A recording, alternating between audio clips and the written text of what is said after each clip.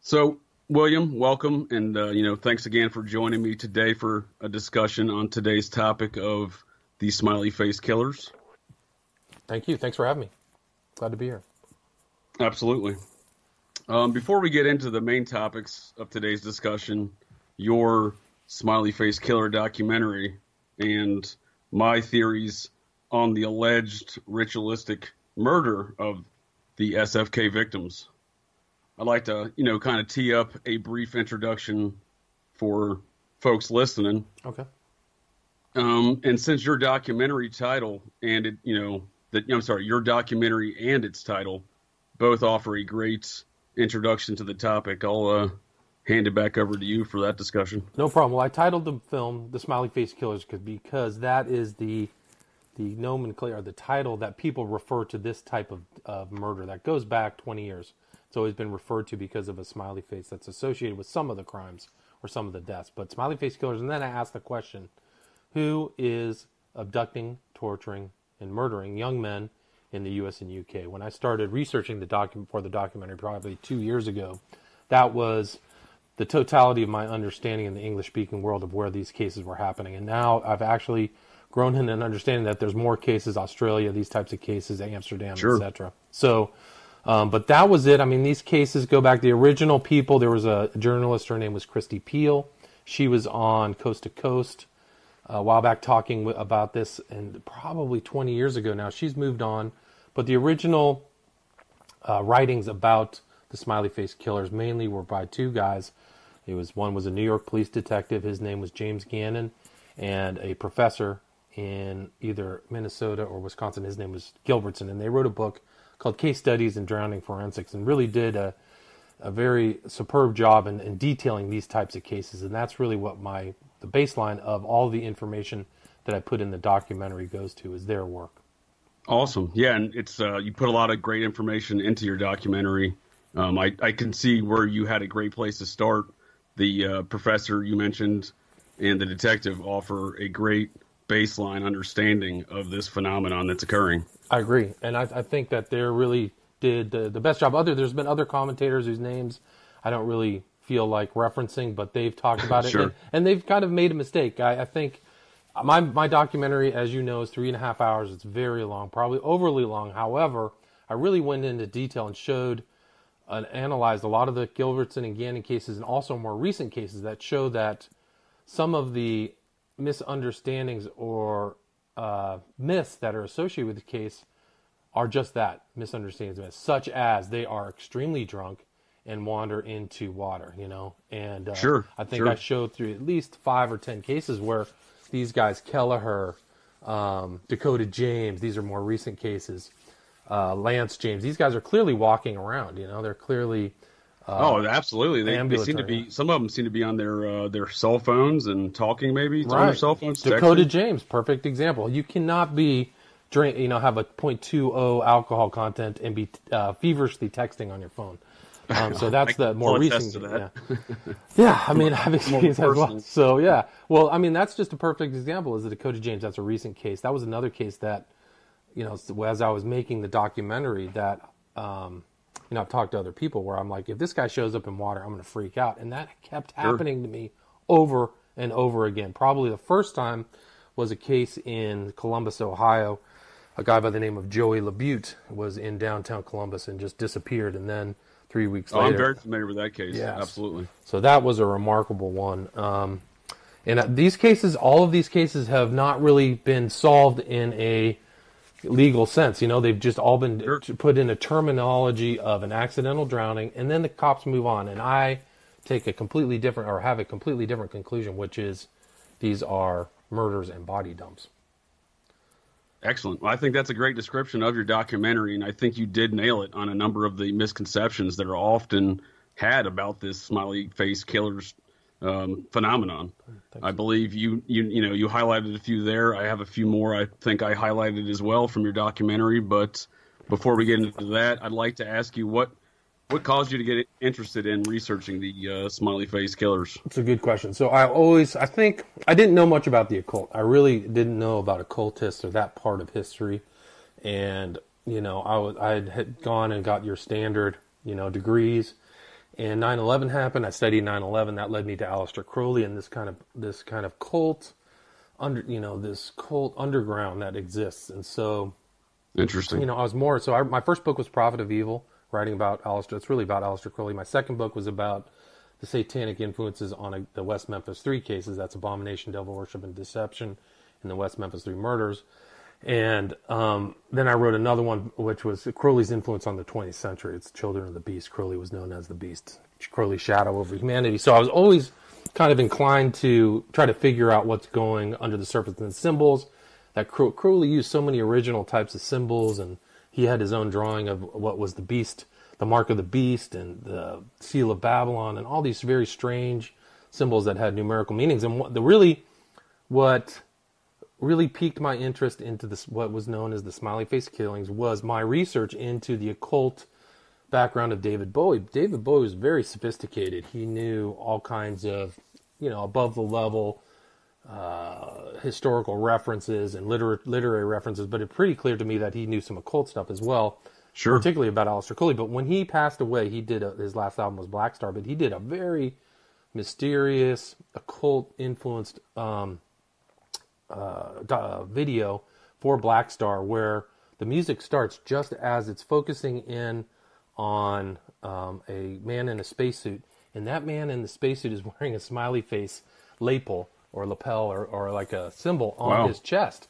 And that was really it, because I was very familiar with Alan Moore because of my writing about him in Children of the Beast and his use of the smiley face. And then this pops up in that, and I was like, well, what's this mean? And so I devoted a significant amount of time in my documentary to show the usage of the smiley face in modern culture. A lot of it leads back to, we can get into that later, but that was really where it started. So then I knew the smiley face killings, and then I really started just kind of casually following it and really realized that there was something here. I read like I did with Aleister Crowley, I read a lot of the biographies. A lot of the biographies left information out. Well, a lot of the information I thought in other writings about these cases were left out. I really think that Gannon and Gilbertson did a superb job, and it's really fantastic that you can reference their detailed, investigation into these cases. But there's other things that are left out that I think that I kind of, added upon and put that into my documentary. And that was really how it got started, was me really watching that David Bowie video and just going, Sure. aha, what's that? Well, that's interesting, William. I think you definitely add some very interesting things to the conversation relative to Aleister Crowley. I'm not familiar with all of your work as far as your writings go on the subject. However, what I have read and heard on the subject of your research, it seems very spot on and very well researched. Well, I appreciate that.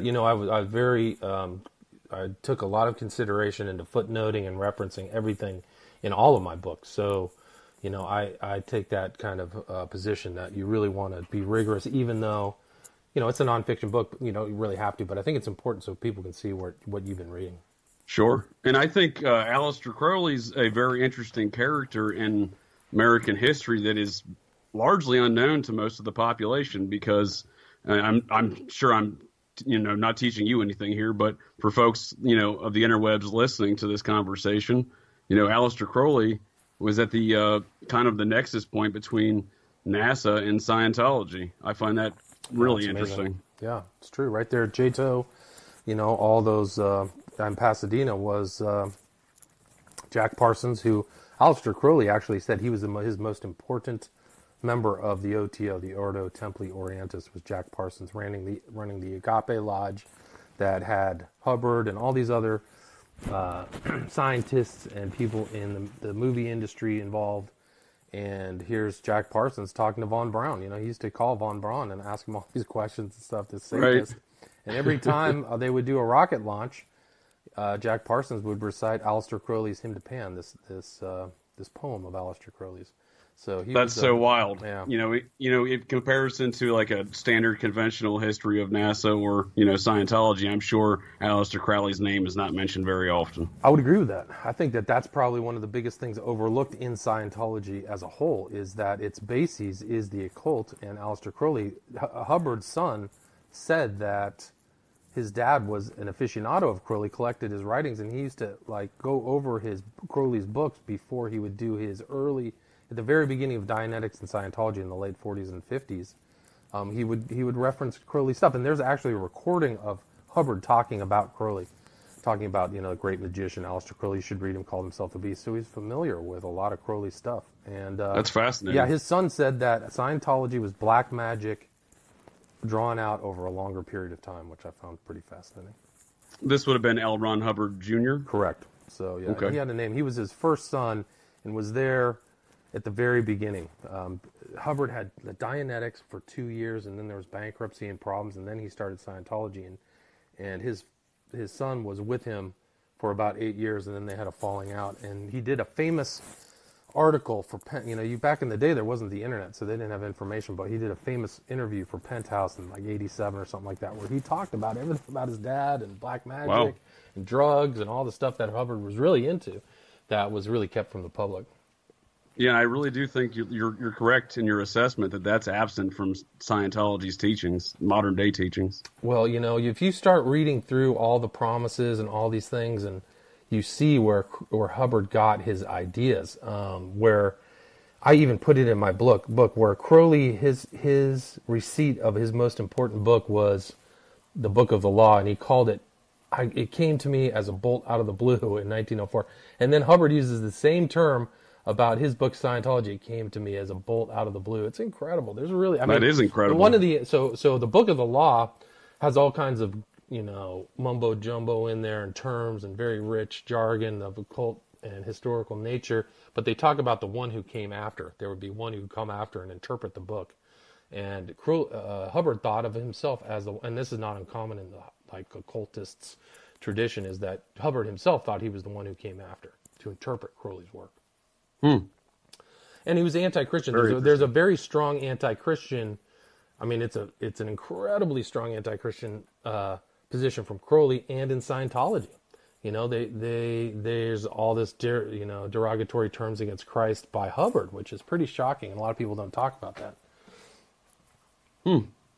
Yeah, and I totally see what you're saying. Yeah, and I think part of that suppression of that sort of information is very relevant to this smiley face killers discussion as well, because, for example, until I watched your documentary, I had no idea that the smiley face symbol was rooted in not only the occult, but also had connections to Aleister Crowley. Yeah, it's pretty crazy. I mean, those guys, like I talk about Peter Christopherson, and these. I mean, I wrote about, the interesting thing is, before I even wrote about or made this documentary about the smiley face killers, I had written about Genesis P. Orridge. His real name, I think, is Paul Hewson. But I wrote about him in Children of the Beast, and his name is, he basically ingests his own semen, and that's why he called himself Genesis P. Orridge, Genesis Porridge, and that's what he was into, because supposedly it gives him energy, right? Because these guys are into consuming bodily fluids, and if you remember in the part of the documentary, he's wearing a smiley face right at the end. So he actually, and Hewson / P. Orridge has a weird history that ties into Timothy Leary and all kinds of weird snuff films back in England, and Peter Christopherson. Rock stars, right? Rock stars, all these guys in Joy Division, and all these people just kind of filtering through the Acid House Underground, all that stuff. So, I didn't know about that either, but I just kind of traced this kind of phenomenon through people, and I took a lot of these people who research these cases, they literally believe there's wormholes, that there's something paranormal, that Bigfoot's popping out from behind a tree. And I think that paranormal position is untenable when you look at the facts, and also does a disservice to the victims and the public. They're actually in a form of deception, or creating this misunderstanding that I think is absurd. And those people will never be called on it too, which is a shame. But yeah, I think that and I think I can see where folks try to fill in the blanks in some of these cases. I don't know if I would ever go to a paranormal solution to solve a murder. However, I can see where the need to insert information, and where a lot of information is missing in these cases. It actually is interesting, because the more modern we are, there actually is still ties to the old legends of werewolves and vampires, where people had to justify how people disappeared. Whether, Exactly. and there were probably serial killers and abductors and stuff like that all throughout history that never got caught, but people came up with this fantastical thing, Yeah, that's exactly what I was just it. trying to say. So it's the past is present, these kind of things. Sure. And I don't believe, there clearly are like death cults. There were death cults in India. That's where the word thug comes from, is the Thugim literally would allay travelers and abduct them and take their money and kill them in front of their god, And wow. yeah, the English had to really try to wipe them out, wipe that tradition. So this out. was up till 100 years ago then still. Yeah, so that was roughly. actually, the people who recorded it were the English invaders, the people who took over India. But yeah, so Sure. I don't think that there might be something, and if you look through all these cases, it seems like there's some of these people like Chris Jenkins out of Minnesota where there's groups, there's somebody deceiving absolutely. or somebody drugging her, and the other more recent case was Zach Marr out of Boston, where there's differing opinions about whether he got back in and I tend to believe his family more than the bar, but his family said he was, they texted and said they won't let me back in. And then and this is like, the police should be all over this. This is ridiculous because there's differing statements show that there's something amiss, which is the bar says, oh no, we let other people in. I can show you the CCTV. But Zach Marr's outside and all of a sudden he disappears and ends up in the water, ends up in the St. Charles River. That's fairly recent. Yeah. Yeah, if I remember correctly from your documentary, Zach Marr was the case of the individual who the Boston PD later claimed to have on a separate CCTV camera. Yes, that's entering the water. That's correct. And then they showed it to the mom, and she's like, "I don't see it. I don't see where he is." Yeah. So, oh wow, interesting. Yeah. So some of these, there's really the police on a lot of these cases. I think they have more information than anything I could ever see. But some of these cases, it's like they're not following through. Yeah. Yeah, absolutely. I think you actually did make a solid argument in your documentary highlighting the kind of a suppression of some of the information or evidence in some of these cases at least. Yeah. One that comes to mind is Patrick McNeil's case, which possibly one of the earliest cases, if not the earliest case. Right. Like I think I called him, and some other people called him Victim Zero. So the foundation, Patrick McNeil out of New York, college student. I think he went to Fordham. Walks out of a bar, probably drugged, acting strange. I think somebody saw him throw up, turned a corner, disappeared, and then ends up in like a waterworks downstream from Manhattan, where another body is found almost a year later, Larry Andrews. And, right. So, and then the family doesn't know, and then they do an autopsy, and the guy's been like blowtorched, his teeth are missing. I can't remember all the injuries that he endured, but it's pretty clear he was tortured. And I believe the autopsy in that case was actually suppressed from the family for a great amount of time, was it not? Yes, that's right. I think they didn't find it for 10 years or like 8 years after, which is critical because they didn't even know what their child endured. And that something like that happened in the Chris Jenkins case, where Jenkins was holding some hair in his hand. It's pretty clear that he was struggling. This is the guy out of Minnesota. And the family had to look at the case files and analyze the pictures themselves. It's a disgrace. So, yeah, it's a shame. That is, that's really unfortunate that a family would have to go through that. Yeah. So she's the mother of Chris Jenkins is Jan Jenkins, and she did an interview with Ed Opperman about her book, which was it Profiles in Courage? She wrote a book about her son and the loss and how the police actually, it's one of the few cases where they changed it from an accidental drowning to a murder, to an unsolved murder. And there's actually a video of the chief of police, I think, in Minneapolis, apologizing with Jan Jenkins, saying, we made a mistake. So sure.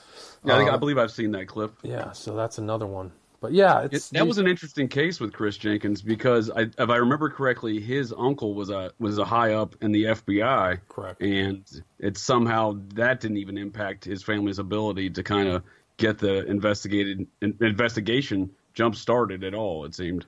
And that's similar to Corey McKeague. Corey McKeague disappeared out of Bury St. Edmunds last year, or I can't remember, 2016 or 2017, and his uncle is also an intelligence officer, and they actually They had never found his body. They actually went through this huge trash heap, but never found him. And that was an interesting case, too, because similar to the Kelleher case out of Boston, where they traced the pinging of the phone north, and they traced Kelleher's pinging south of the Charles River, and then he ends up back in the Charles River. But they never could figure out what car he got into, Corey McKeague, and where he is. So it's a shame. His mom is tortured and the family's destroyed. It's awful.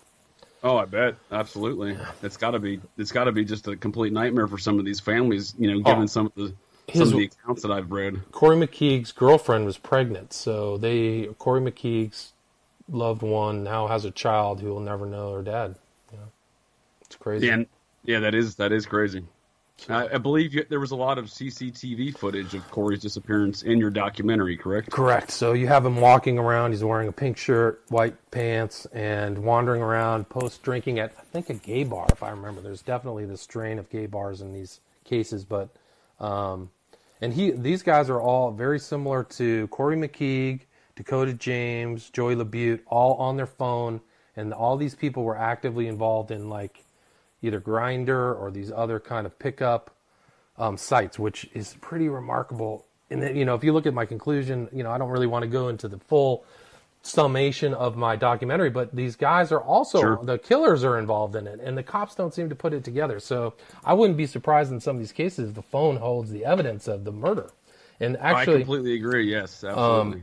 There's never been murders in LA, but the gay community here in West Hollywood, they've had criminals operating on Grindr who roll gay men, so they put up a fake thing, and then the guy shows up and they get beat up. Somebody takes all their money and walks out. So I think that some of these cases and some of these murders have something like that where then they end up murdered instead of their money. There's by the way, just to let the audience know, there's really no financial involvement in any of these cases. Nobody's credit cards are used, nobody's money is taken, and that's another factual indicator of what's going on with these cases.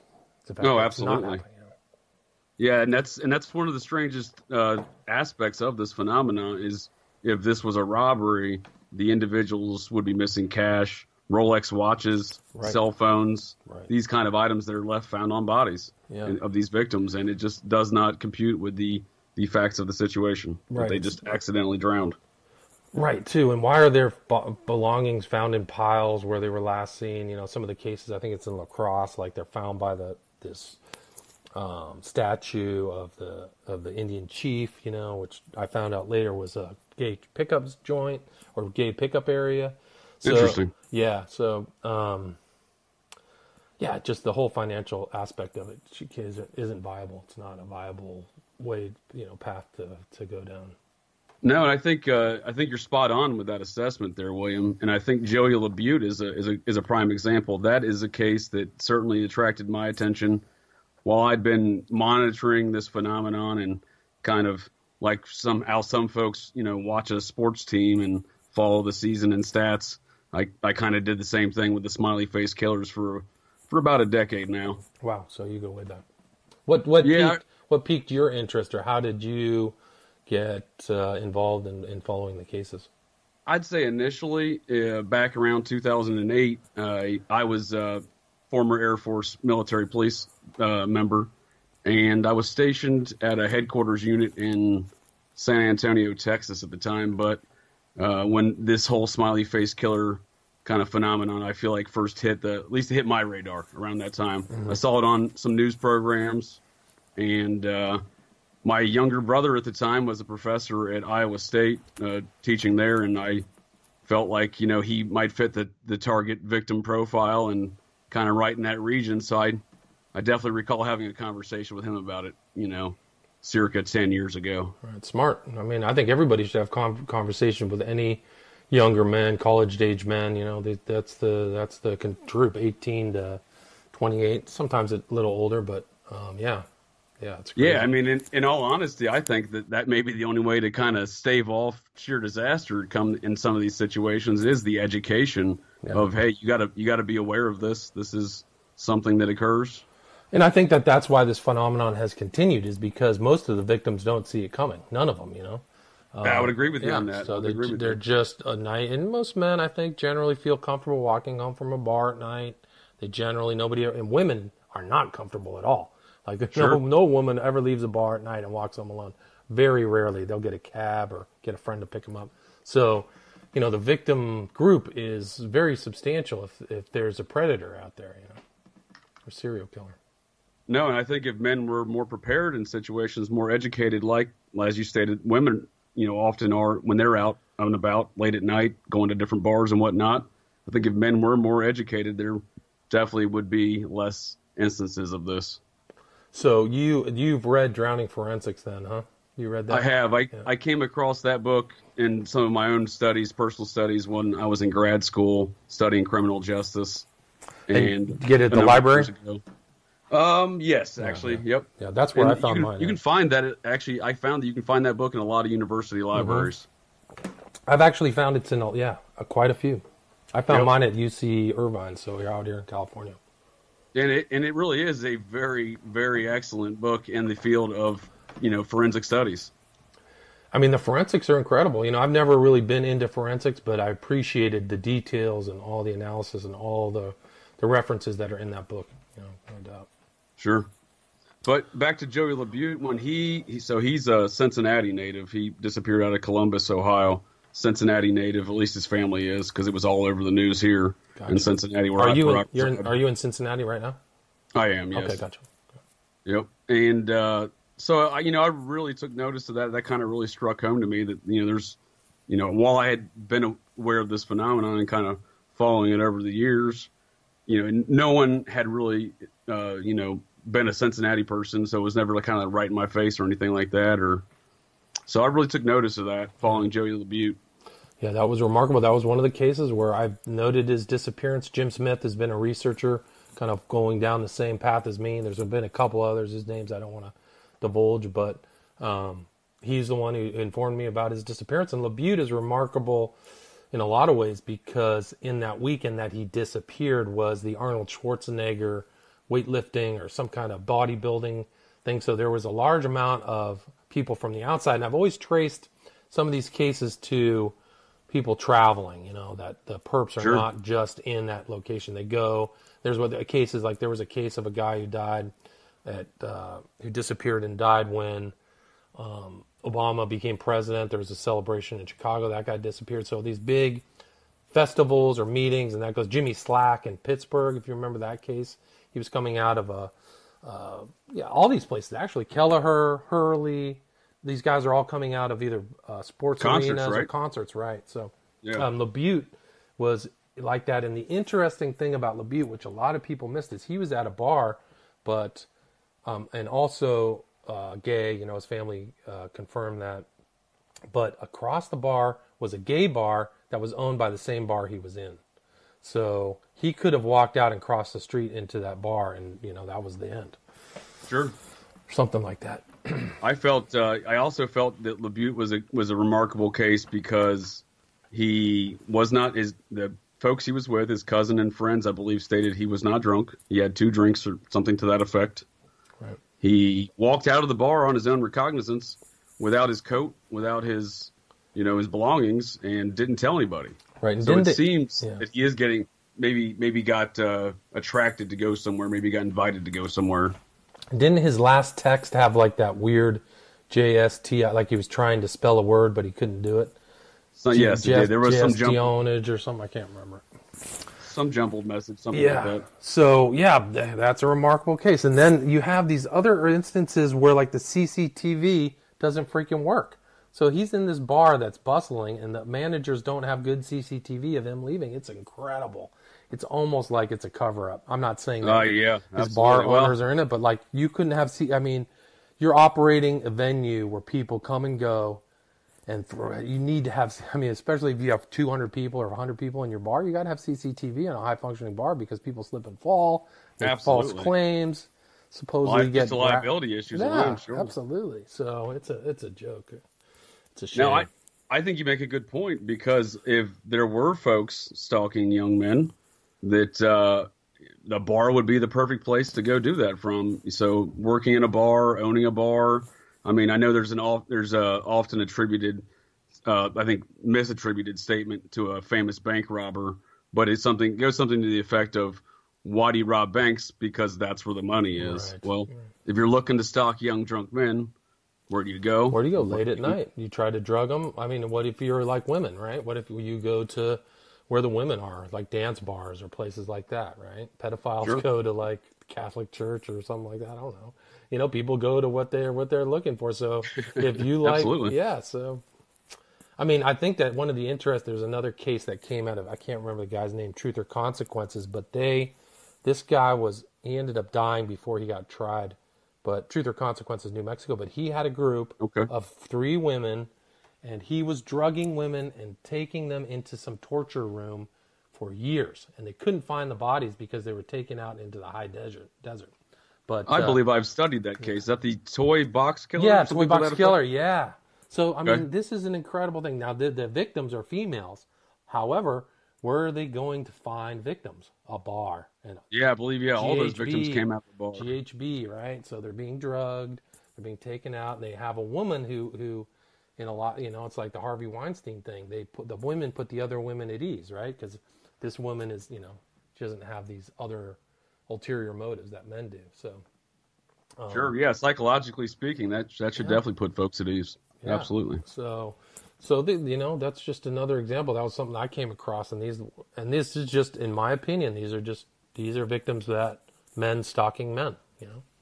Sure. So the serial killers are still out there. There's probably a couple, 2, 3 serial killers wandering around, and people should know that. I mean, there's probably at any given time a lot of serial killers in anywhere, but I think that there are serial killers targeting men. I mean, what was Jeffrey Dahmer, right? He had a certain target group. He would go to bars, right? And didn't he drug his victims? Same kind of nightmare stuff. Yeah, I mean, a lot of his activities, his mode of operations do sound and seem very similar to what could be occurring here. Yeah, absolutely. I totally agree. Yeah. Now, you bring up a good point, and you highlighted it very well in your documentary as well about the GHBing of victims. Mm-hmm. Now, relative to Joey LaBute, I think that's a good possibility because you mentioned the Arnold Classic. It was in Columbus, Ohio, the same weekend he disappeared. Right. Well, GHB is a huge product used amongst bodybuilders. Right. They use it to bulk up or something like that. Yeah. It helps the muscles rest at night. I spent too many misguided years inside a weight room, being a personal trainer and whatnot. So I'm vaguely familiar with that community, and GHB is very popular. Interesting. Yeah. I mean, it's scary too, because in these cases, there's so many people getting drugged that a bodybuilder would know, or they're almost like bodybuilders are like almost pharmacists. They know all these different substances to work. So like they know all this crazy stuff. Yeah. So, I mean, that could be a perp, as a bodybuilder, somebody really obsessed with their body. I think it's definitely worth further scrutiny on the subject. Yeah. So, it's interesting. The LaBute case too. You wrote in this outline that at least the PD, that was the one that said they were not in the water the entire 3 weeks. Yeah, that's what was perfect. That's what I was going to bring up, and I think that kind of speaks to a lot of the other cases, but that's a prime example of what could potentially be the first honest law enforcement, department to conduct an investigation on one of these victims. Yeah, I mean, that's amazing. Yeah, so I remember because they have very good on the scene reporting of the Joey LaBute body find in the Scioto River. Yeah, and if you look at that river, it's basically a pond. He was actually in a kind of a tributary, a little roundabout pond area, which makes it even less likely that he drowned, So it's like a body dump, And, I've been, not specifically necessarily to his area, but I've been on the Scioto River there through Columbus before, and it's not like a rushing river by any stretch of the imagination. Right. So that's one. I mean, the other thing is the Dakota James too. I mean, people are telling me that guy, he wasn't in the water more than 2 days. That means he's missing for 38 days. Where is he? Same with Vetter. That's a good example too with Dakota James, because in your documentary you had a clip from the Pittsburgh Police Department stating they had just searched that location days earlier. Yeah. I mean, the lady who's the spokeswoman turns from the mic. When did you last search? And the guy says, "Oh, we were there this weekend." So And I think that's one of the key areas that you did a good job highlighting is the fact that the bodies were not in its final location, the victim's body, not in its final location during the entire duration that the individual was missing. Right. I mean, it's the same thing. Look at what Shane Montgomery, another perfect example. Oh, that's a great example. Amazing case. That's the case outside of Philadelphia in Manayunk. And, I mean, the water is 3 feet deep. They're checking the water, and all of a sudden, bing, his body appears, you know. And the cop says, you know, he was in 3 feet of water, 4 feet of water. Like, oh, yeah. And even before that, I believe that's the case where they found his car keys in the same river. That's right. That's very true. So, and you can, and then suddenly 2 weeks later, the body's in the same spot. Like that's pretty. I mean, there's come on. So you can find the keys, but you can't find somebody who's 6 feet tall. Give me a break. And that guy fits the victim profile too, like the BMI, super skinny, you know, young. I mean, I've talked to people online, and the BMI theory. There's almost nobody that's overweight, even mildly overweight. The only one is probably that one guy out of New York. I can't remember his name. Strozak. He was like the only pudgy one, but everybody else is in good shape. Sure.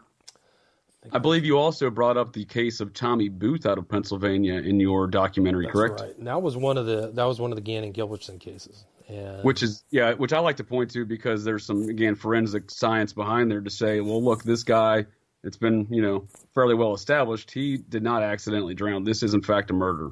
Right. That's a good point. And this is an easily area place that people, another example, people search, and here he is. I mean, I don't think he was even deep in water. He was really on the shore when they found him, and face down, and that's another example of like within eyesight of the bar that he disappeared from. Right. Correct? I mean, it's not even that far, 50 feet, and that's another one where the smiley face is there. But that was even more interesting because Gannon and Gilbertson recorded that his family didn't like the people he was seeing there.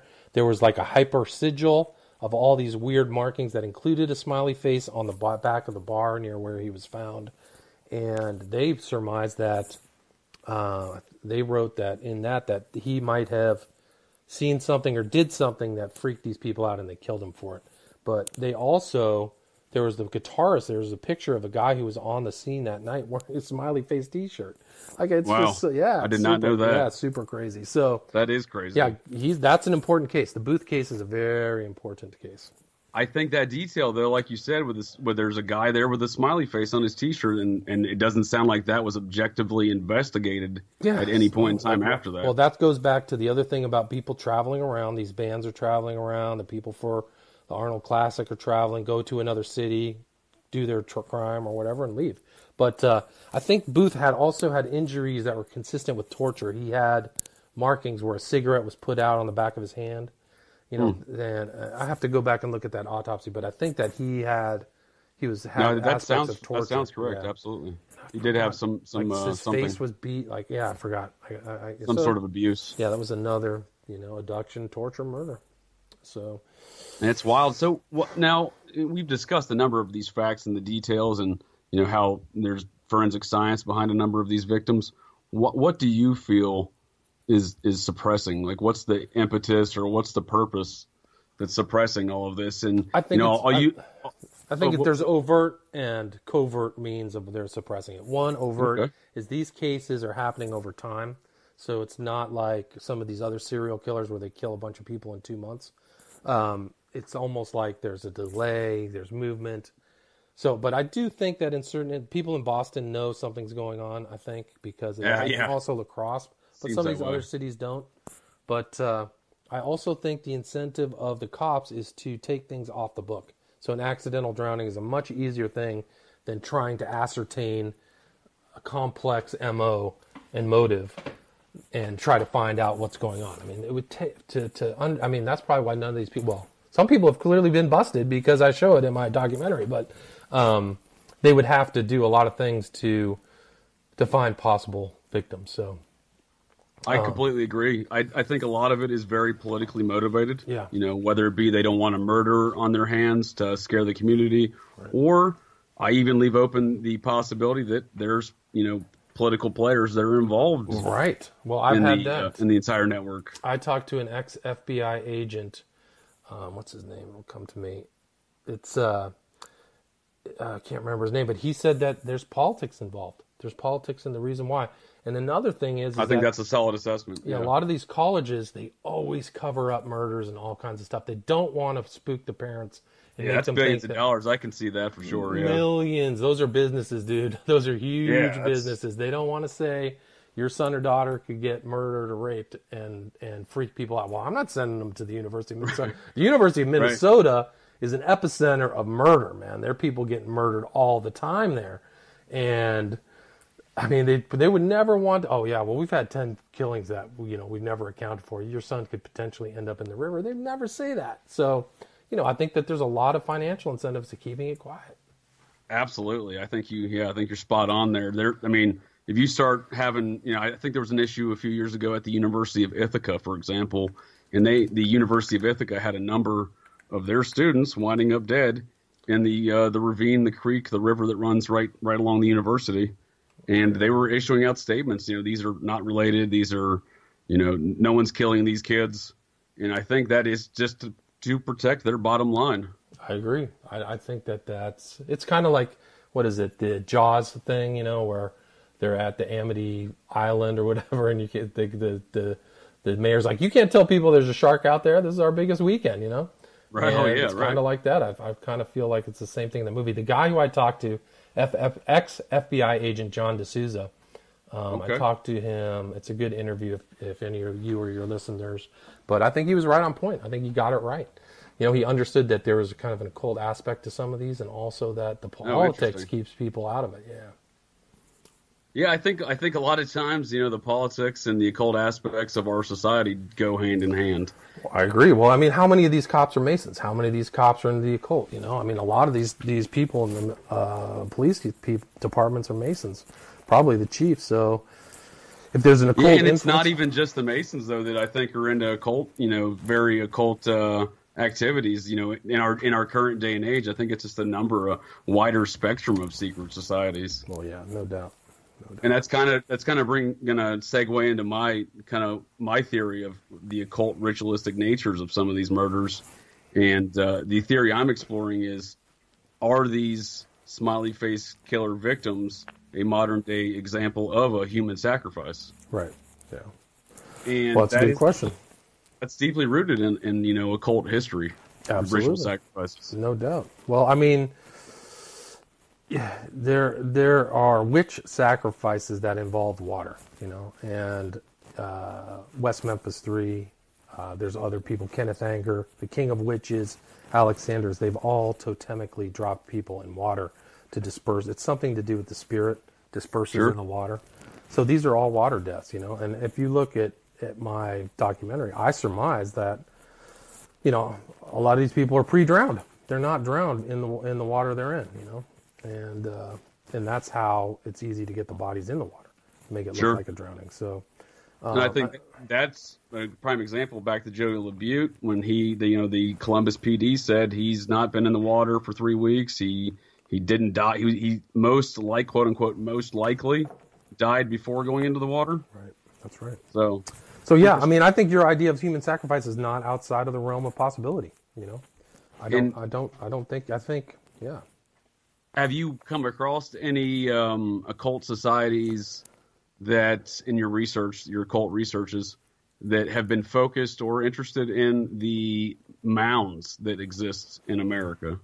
Not in Denver. I've come across the people writing about the mound theory and the old Indian theory associated with the American crimes, and just because of, like, for example, a cross, I think, had the statue of the chiefs in Sinawa. There was writing. I think Gannon talked about it. People have talked about the Indian aspect to it. And, the problem with me with that is that it's specified just in the Midwest, because these crimes are happening in the UK, Thailand, all over Spain. There were cases. So for me, that would diminish the possibility or plausibility of somebody committing these crimes to have some kind of old, Aztec style, Indian style human sacrifice. That's my opinion.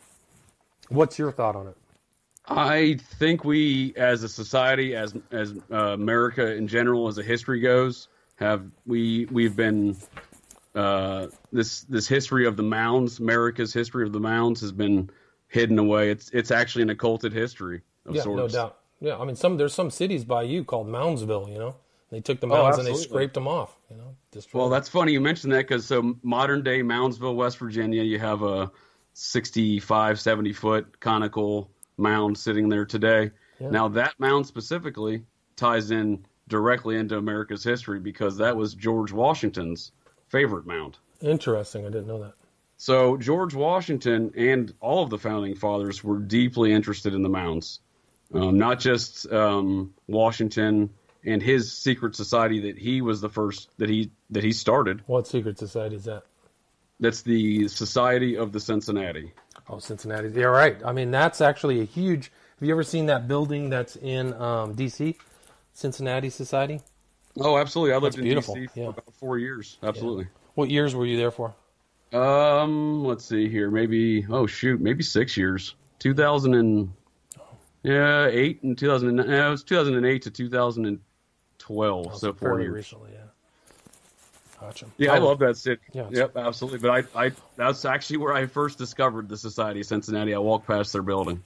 Right. Wasn't Cincinnati like a Roman patriot? Isn't that where it comes from? Cincinnatus? Cincinnatus, correct. Yeah, he allegedly took over the Roman Empire back in 500 BC, or I'm sorry, the Roman Republic in 500 BC, won some wars, and then gave the power back to the people. Right. So And that's kind of how Washington saw himself in the Revolution of 1776. He saw himself leaving his farm like Cincinnatus and, winning the war and giving the power back to the people. That's in fact, fascinating.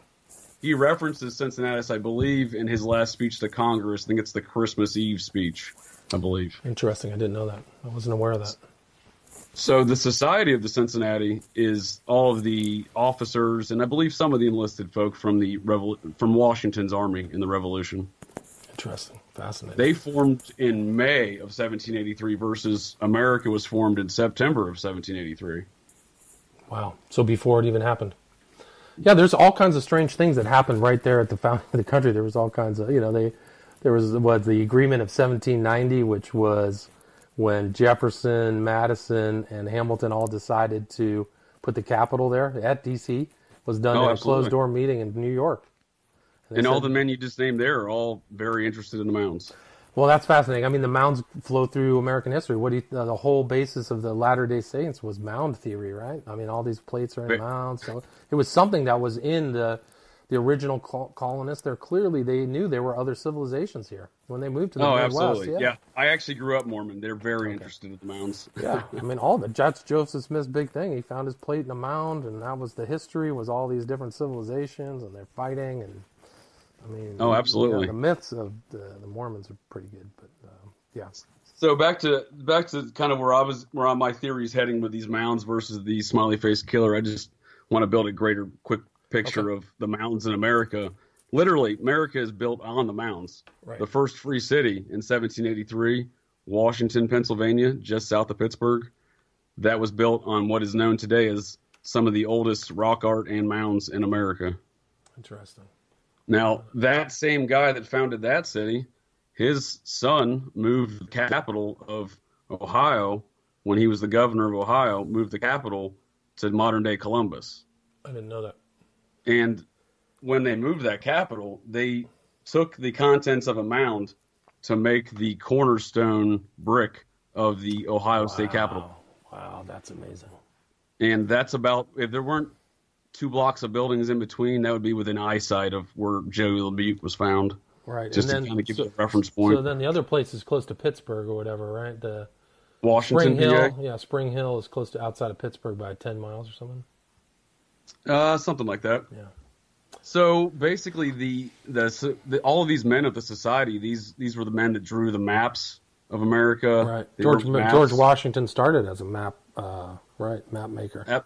Absolutely. And so the society began documenting all these mounds all the way across the U.S. I mean, even we'll take La Crosse, Wisconsin, for example. The first map that was drawn there was by Lieutenant Zebulon Pike, who is Pikes Peak, namesake for Pikes Peak, the mountain in Colorado. Yep. And, he was there documenting the mounds.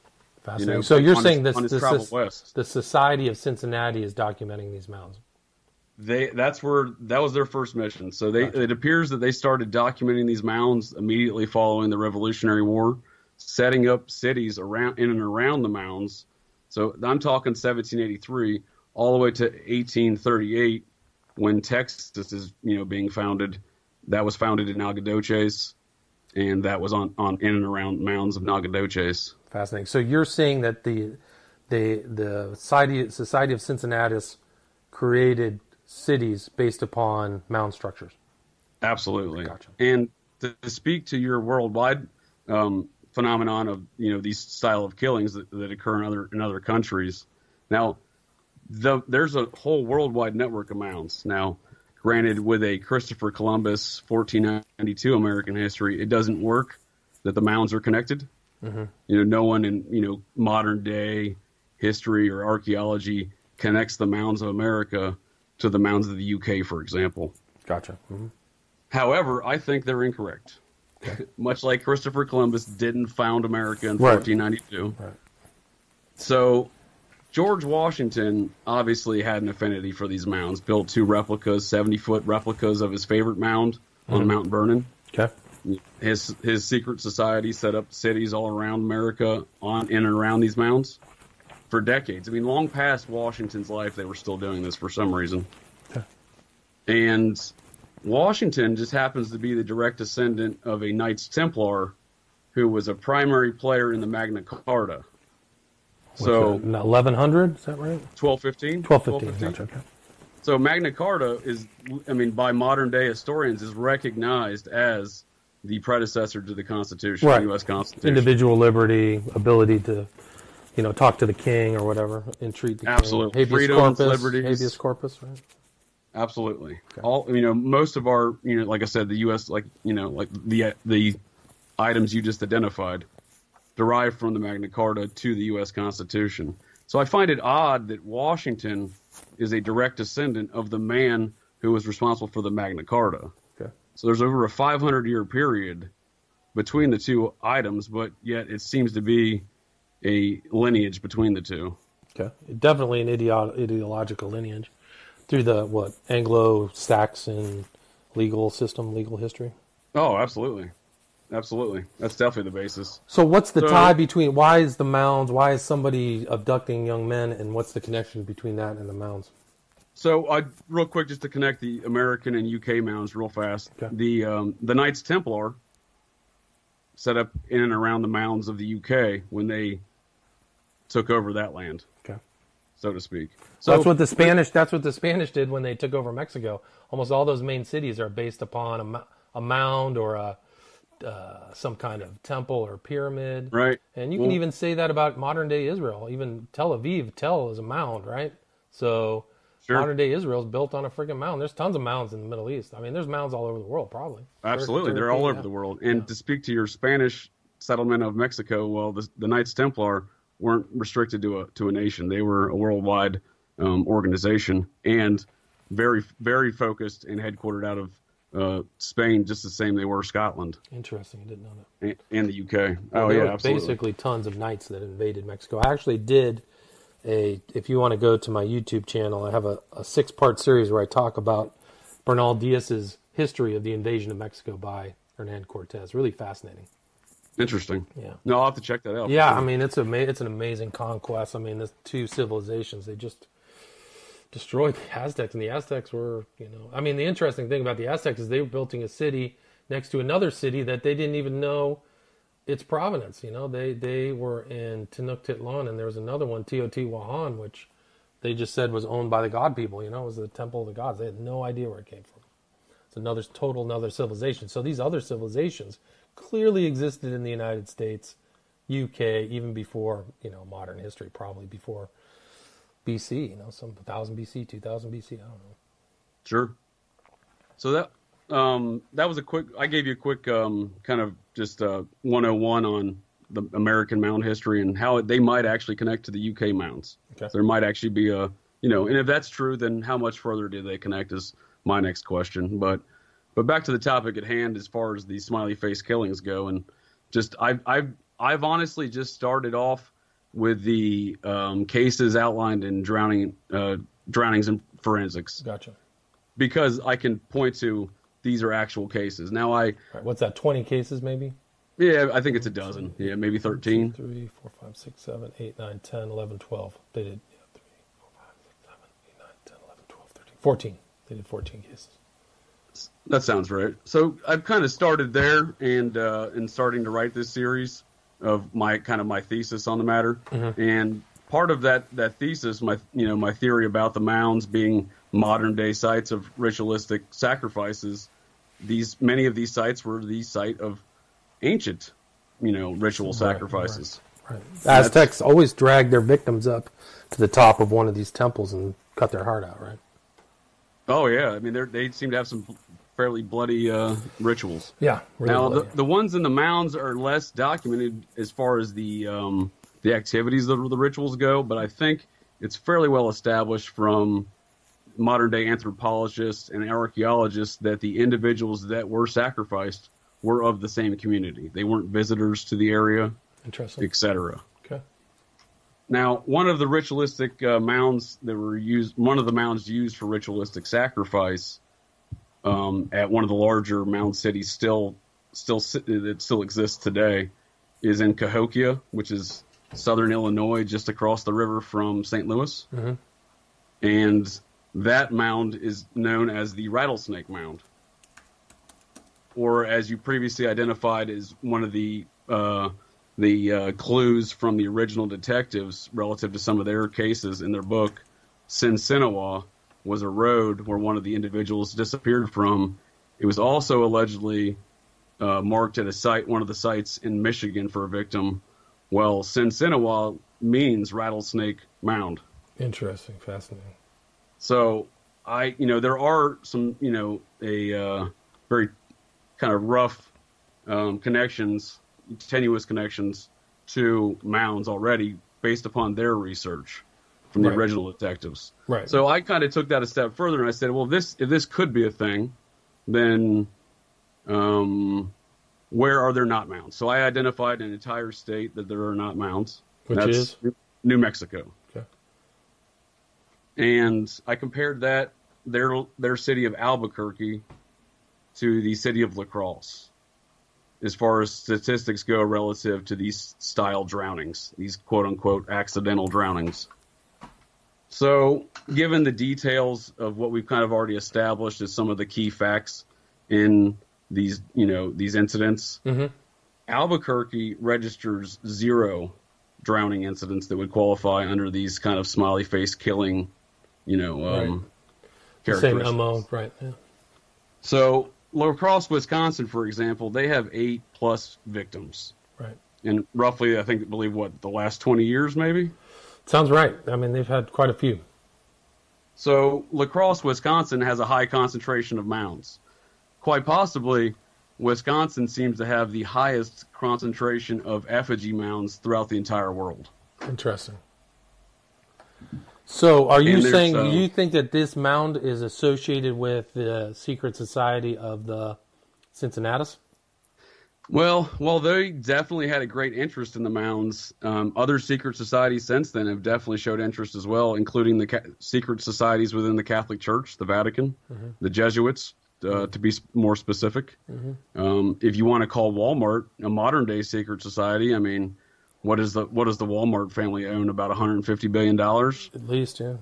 And no one knows what they discuss in their board meetings, but they have they show a great pattern of building Walmart stores on top of mounds. Really interesting. I didn't know that.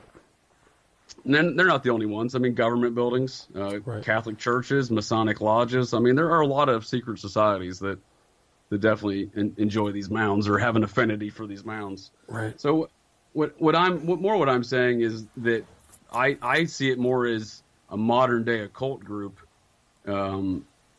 essentially following some practices they have throughout history. Maybe they're newer practices they're just applying to older occult sites. Interesting. So, and just in comparison, where La Crosse has 8+ victims, they have 52,000 residents, 11,000 students.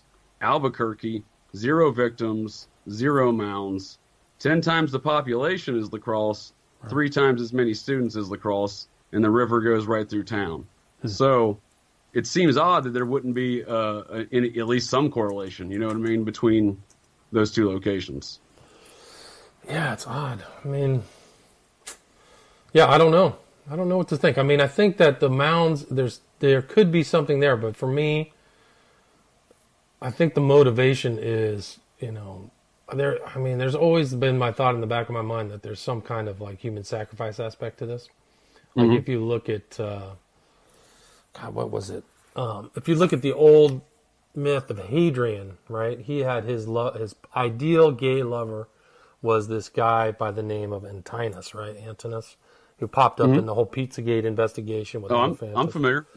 Right, and he supposedly drowned or was drowned or sacrificed in the Nile, right? So, I did not know that. Yeah, so that Antinous is like a gay ideal that has gone on for thousands of years within that community, right? Is this kind of like this young lover, and then he dies when he's young.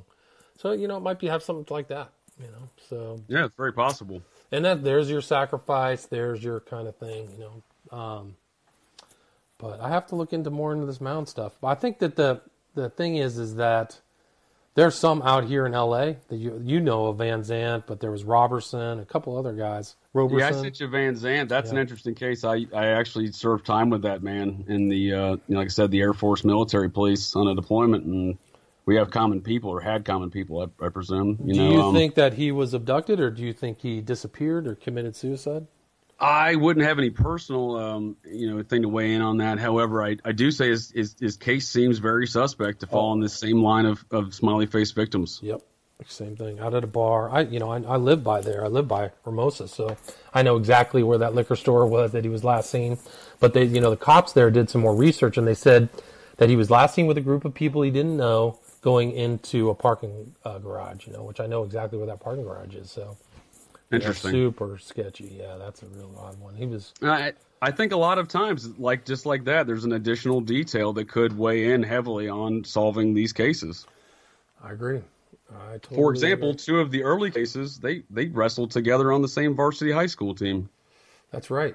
Varsity wrestling team in Wisconsin. Well, there were two other cases where the parents worked together at the same high school. It was, which I didn't include. What was that guy's name? It was in Wisconsin. I think it was. It'll come to me.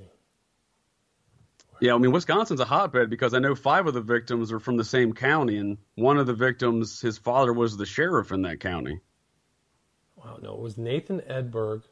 No, what was it? It's Nick Rossini and Nathan. No, it was Nick Rossini and somebody out of Wisconsin, Minnesota. Rossini and somebody else, the mothers knew each other, and they both ended up. I'm not familiar and with that. Rossini was one in the documentary where, out jogging and then found in 3 feet of water. Super sketchy. That sounds very sketchy. Whenever they go out jogging for something like that, and they expect to come back shortly, and poof, disappeared. Yeah, it's crazy. But relative to Van Zandt, I know that. There's not earthen mounds in California. However, there's a great record of seashell mounds. Right, That's Hermosa true. Beach. Well, there was seashell mounds all over California that were they were this invaluable repository of thousands of years of history from people who had lived in California for millennia, and they just scraped them off. There were huge ones in Berkeley, and I'm from Northern California, and all around the Bay Area, they had these Bay mounds. Area, absolutely. So the local the local natives would go down to the same spots and fish for these clams or shells or oysters or whatever it was, and chuck the remnants in the same spot for millennia, and they were gone. And then some of those were supposedly 3 stories high. They were huge. Sure. So it's oftentimes I think those are attributed to just kind of garbage. However, the ones that were actually excavated for archaeological surveys. In Oregon and in Washington and on the East Coast as well, in New York, Boston, Philadelphia, the seashell mounds, they had burials in there. There was stuff in there.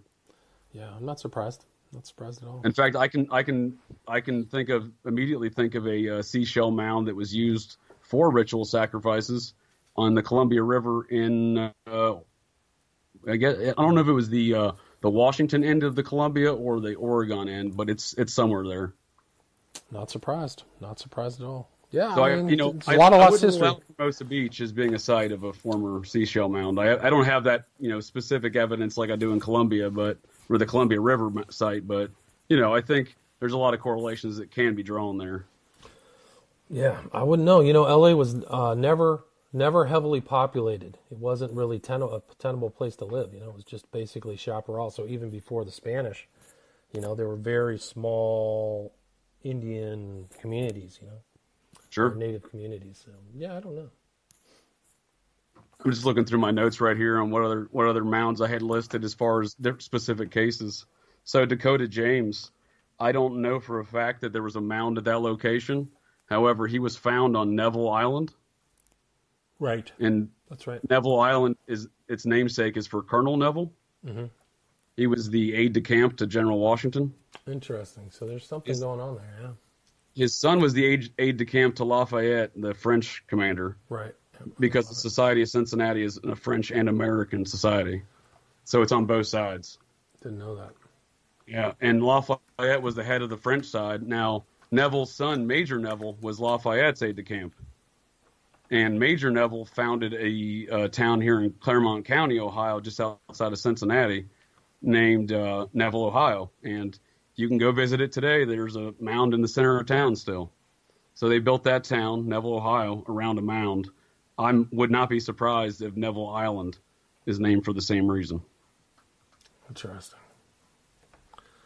No idea. So Alexander Hamilton was a member of the Society of Cincinnati. He was the second president. Yep. Yeah. So here's the other common Paul thing. Jones. You can see this in like Madison, Wisconsin, for example. So from Franklin, Massachusetts to Jefferson County, Washington, the state of Washington, these areas for some reason are named after these founding fathers, these Society of Cincinnati members as well, who had interests in these mounds. For example, Jefferson County in the state of Washington, large mound group. And it basically works like that all across the U.S. Madison, Wisconsin, Franklin, Ohio, Franklin County, Ohio, which is the city of Columbus. It's just a name game that I've kind of identified with looking at these mounds. So the Cincinnati Society is fully it's a hereditary society. It's a modern day knighthood. Right, you have to bleed blood in. Absolutely. Interesting. Branches in the United States and France. 3rd century. Promotes the public interest in the Revolution through its library, museum collections, publications, other activities. Oldest hereditary society in the United States. Does not allow women to join her. There's a partnership called the Daughters of the Cincinnati. And I don't know where they stand as an organization in interest to the mounds today, but, for example, based upon my understanding of modern-day masonry, there's a lot of their quote-unquote secrets that they've lost. I could very well see the modern-day Society of Cincinnati has no knowledge of these mounds. Or they could have a lot of knowledge. I don't know. Interesting. So Washington was the head from 83 to 1799. Yep, till he died. His last speech, he left Mount Vernon, traveled days in a wagon to get to Philadelphia to address the society before going back to Mount Vernon to pass away, basically, maybe 2 months later. Do you think that he knew he was going to die? It certainly kind of seems that way, given the circumstances. Gotcha. Was it 1796? The farewell address? Is that what you're talking about? The farewell address I believe that would have been his farewell address to Congress. Now, I believe he mentioned Cincinnatus, referring to himself in that farewell address to Congress. Cincinnatus. Yeah, I don't see it in here.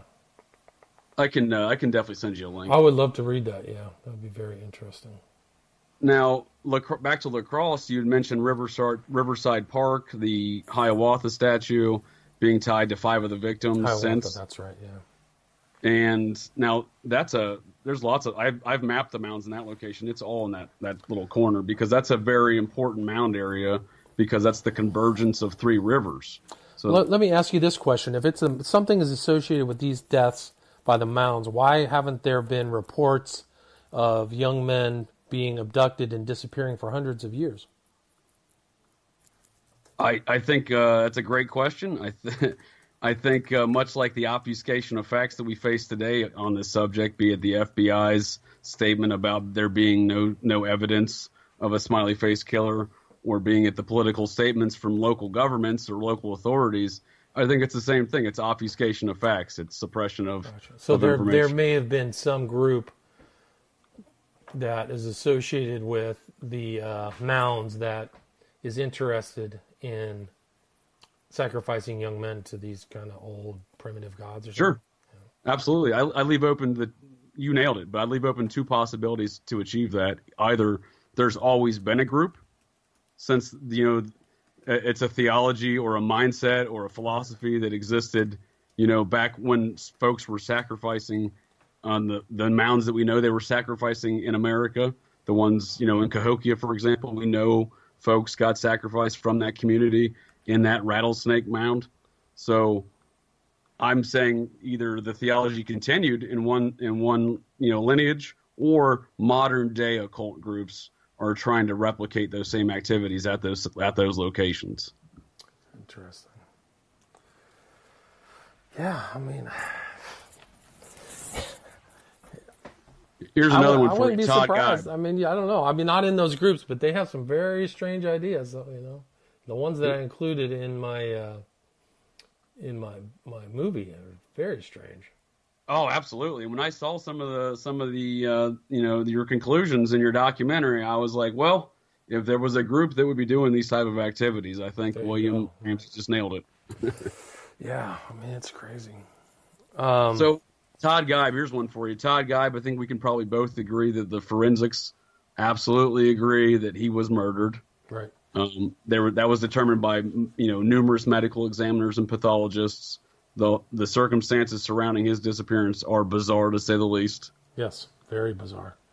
And he lived around and was found around the Half Moon Lake Mound Group.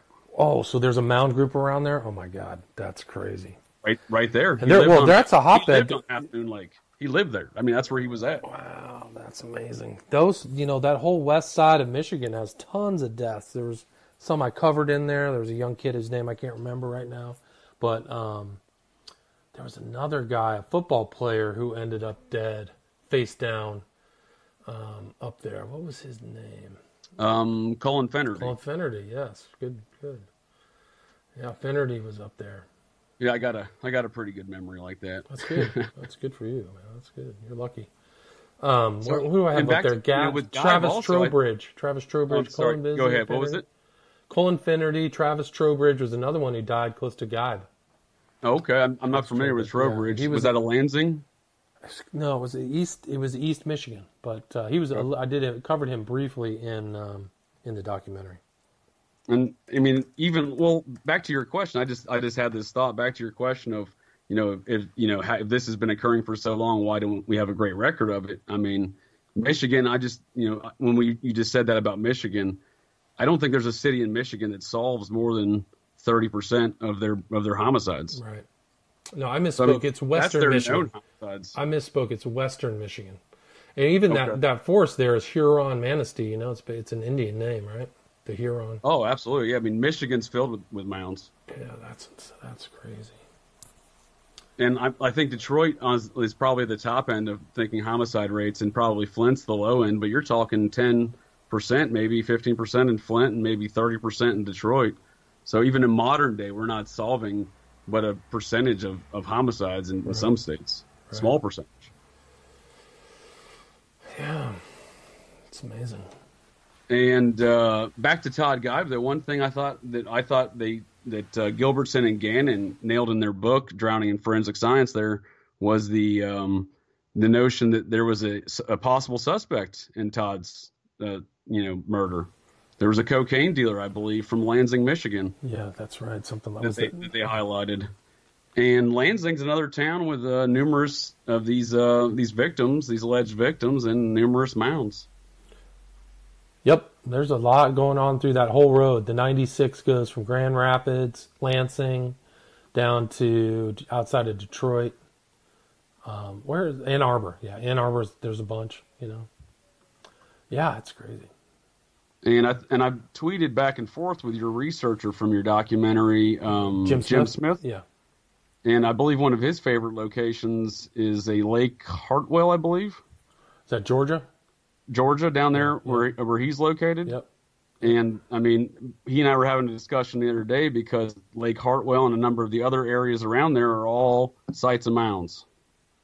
That's amazing. Maybe there's some underground thing that does it.